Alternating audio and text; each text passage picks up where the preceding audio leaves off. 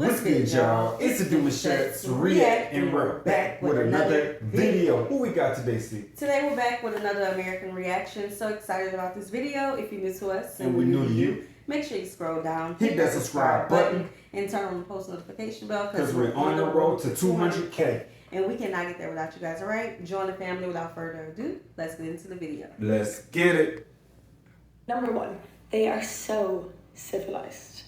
Everything is just like so mature. Like in university, people will move in with their boyfriends and girlfriends and have pets at like 20, 21. You'll go to dinner parties and they'll serve you oysters when you're like 22. Dinner parties, not pre-drinks. Now I really love it, but at the start I was like, why are we all pretending we're like 45? There's no obviously, because they're a super like secular country. So there is no slut shaming. Like, it's non-existent. The guys won't judge you, the girls won't judge you. If you're single, men will not approach you.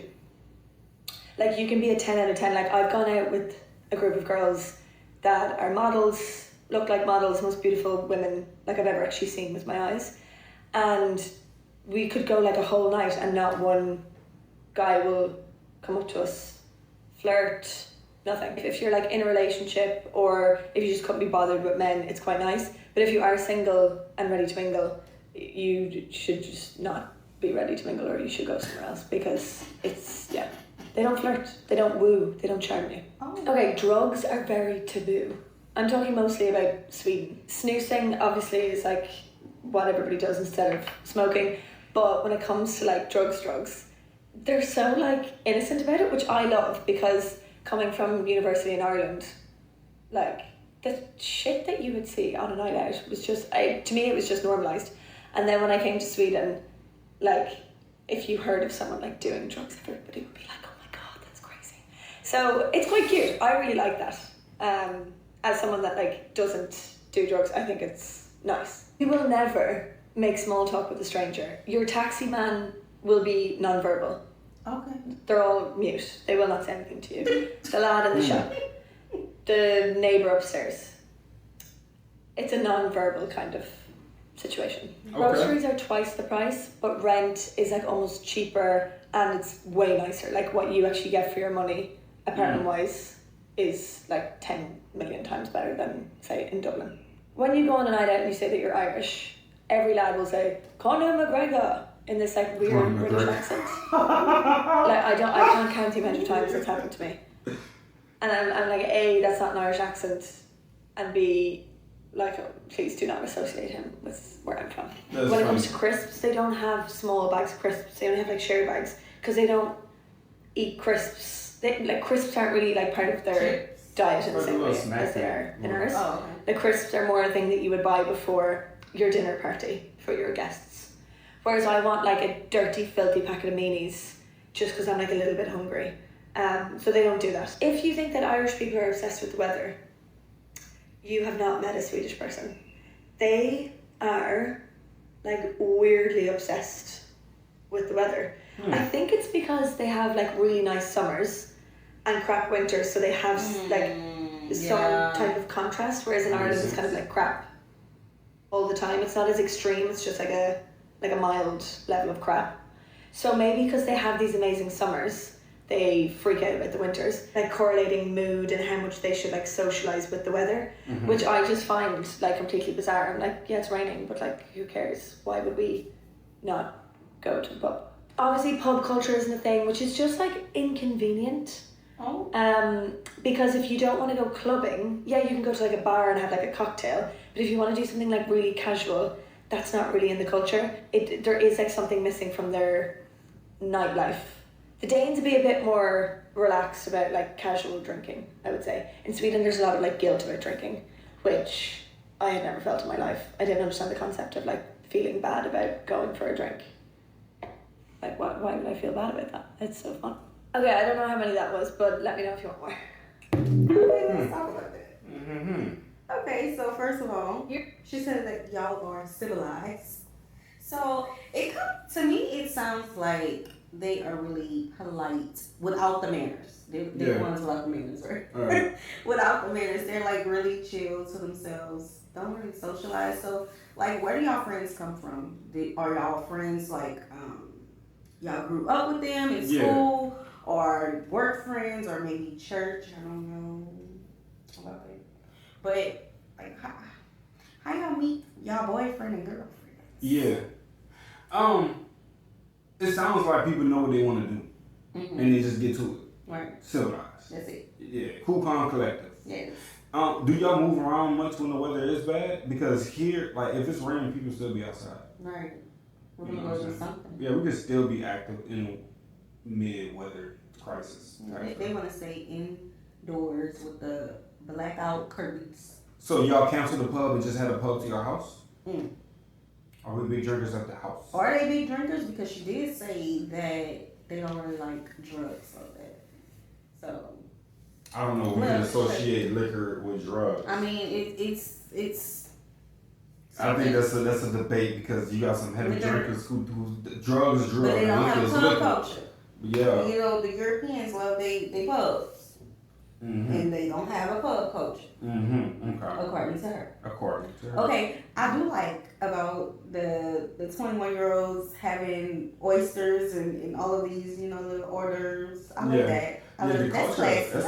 That is classy. Mm-hmm. You know what I'm saying? It gives a little more, you know, suit and tie type. Yes. You know what I'm saying? Good hospitality. Yeah. Let me pull up to your house and y'all have something for me to snack on. Thank you. Just put a little season on that oyster too. Yeah, the seasoning. Mm-hmm. You know. She will have the Tony. Yes, we'll on be using deck. Mm-hmm. Yeah. There are 3 Swedish things that I think would send Canadians into a coma. First one is that we get paid to go to university. Ever since you're a kid, you get a child stipend of like around $200. That's really good. Oh, wait, in elementary? She says a kid. Continue. So when I was studying in university, I think I got around $500 a month just to study, and of course, university was free as well.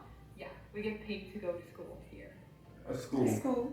The second one is that if you are in an office in July in Sweden, there's going to be nobody there.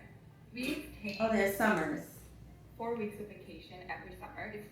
It's not mandatory, but it almost is. At least the company I worked at, we kind of have to take 4 weeks during the summer, but it can be like flexible. But yeah, people take 4 weeks of vacation in the summer because you usually get a standard of 5 or 6, and that's not including bank holidays, which I think would freak Canadians out. The third one is insurance money. I was speaking to a friend about something, and I was like, yeah, you don't get money for scars. So if you have a scar, if you get a scar in Sweden, within 5 years, if you claim insurance on it, they will give you money for it. I had a friend who broke her finger without knowing she broke her finger, and I think she got around like $10,000 for it. Oh, you know what? Pause. I ain't never broke a finger in my life. But if I was Norwegian, I got 10 of them. Chill. I got 10. Yo. Whoa. Chill. I got a knock knuckle. Right, you sure do. You sure do. What else? Because you play football and things. Oh, you got a scar somewhere. Yeah, you got a scar right there. You wore a cast. I did. You sure did. I sure did. We don't gotta go freeform on no finger knocking, but you did wear a cast before. Maybe that's good health care. That is Health insurance. I don't know. To me, it sounds like it would be health insurance. And I heard y'all utilizing it. I heard her correctly, right? She said as a kid, y'all start getting checks for going to school. She did start talking about university too. But I think she said monthly once you go to university. Child. Ooh, y'all parents probably had y'all situated. Like, get y'all bank nice and load it up real quick. How many more kids got to have now? More babies. I got some scars on my knees. That's enough. We ain't gonna. I'm thinking. You went crazy with the finger breaking. I got toes. See, think about it. 10 and 10. 10 and 10. Bro, hey, they had that here. Child. And people needed the money. People needed the money. Child, you think the people went crazy with the people? You know, I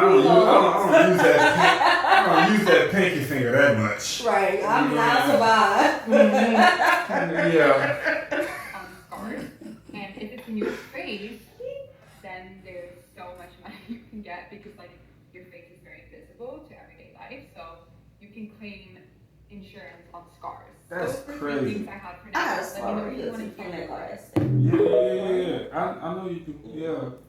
That's crazy. Things you should know about Sweden before traveling there. Number one, we only drink tap water. If you're trying to buy water in the shops, it's very hard to find. You can buy water like gas stations, but we have one of the cleanest tap waters in the world. You can drink the tap water, I promise you'll be fine. You don't have to buy water. Number two, I've said this before, we have government restrictions on alcohol. So there are no bottomless branches, no corner shops that sell alcohol. You can only get it at Systembolaget. It's a branch, so it's easy to find, but you can only get alcohol from here. Close at 7 or 8 on Fridays, closes at 3 on Saturdays, and are completely shut on Sundays and holidays. When you touch down, search for this name and make sure you see the closing and opening time so you can go there whilst they're open. This leads me to number 3, everything closes early. Swedes respect work-life balance, therefore shops, restaurants, everything closes early. On weekdays, it's usually like 8 p.m. Weekends, it's like 6 p.m. Alright. Most restaurants are after Guaranteed. open though, but this is just good to know if you're planning like a late shopping trip. Just make sure you go out a bit earlier so you don't miss any shopping. Number 4, we only go out on Wednesdays, Fridays and Saturdays. Especially if you come in a random week, these are the days you can go out and party. During summer, there might be like an event or stuff that are open on different days, but just make sure you plan your trip and have a look at the days that stuff are open. What's up, Stockholm? Because most of the times, there are no clubs open on Thursdays or Sundays. If you like Afrobeats and stuff like that, and you go to Trädgården och Underbron, these clubs do not have any tables. A lot of the clubs are like this in Sweden, or at least in Stockholm. They do not have any tables. If you want a table, you're gonna have to go to like the Mayfair of Stockholm, which is Östermalm. They play more like house music. So you look, you have to choose house music, or if you want Afrobeats, there's gonna be no tables. But everyone is dancing, so it's a good time. Number 6, most clubs are 23 plus. A few of these clubs have 21 plus on Fridays. So just look at their Instagrams and see what the age limit is for that day. But majority of them are 23 plus. And if you're 18 traveling to Stockholm, Sweden, I'm sorry, majority of the clubs that let in 18-year-olds are on Wednesday. Lastly, we have a very strict government, so there are no shisha bars open that I know of. If you know any, please put them in the comments. We have very few arcades. There's this branch called Oleris. They have a lot of arcades in different like locations where they have like go-kart, bowling and stuff like that, which is fun, but they don't have the same music and the same vibe as in London. So just be prepared for that. Because of the government restriction on alcohol, we do not have a lot of activities that involve drinking. So buy your pris before traveling here, or go to Systembolaget and buy your pris there. You have to be 20. Everyone in your friendship group has to be 20. They ID everyone in there. So make sure you bring your ID. Alright, y'all, we're gonna stop with that. Make sure you guys go check them out. Yeah, she seemed like a person to, ask questions to. This list was for people who like to party.